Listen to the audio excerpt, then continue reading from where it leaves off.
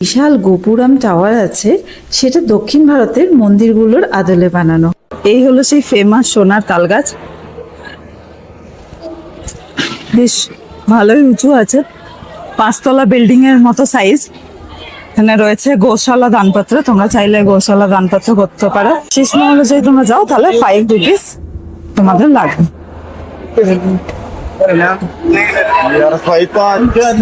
আশিস মহল হচ্ছে এখানে সোনার তালগাছটার কাছে, দেন ভেতরে হচ্ছে ওই সাইডে হচ্ছে মন্দির। চলো দেখি। একদিক থেকে এন্ট্রি।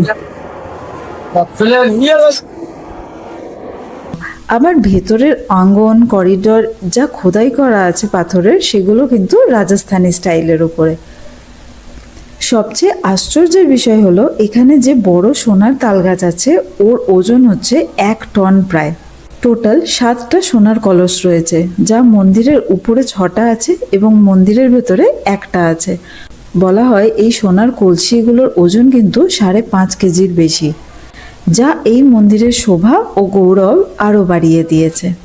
প্রতি বছর এখানে ঝুলন উৎসব আর বিশেষ করে ব্রজের যে 10 দিনের রথযাত্রা উৎসব হয়, সেটা খুব জমজমাটভাবে পালিত হয়।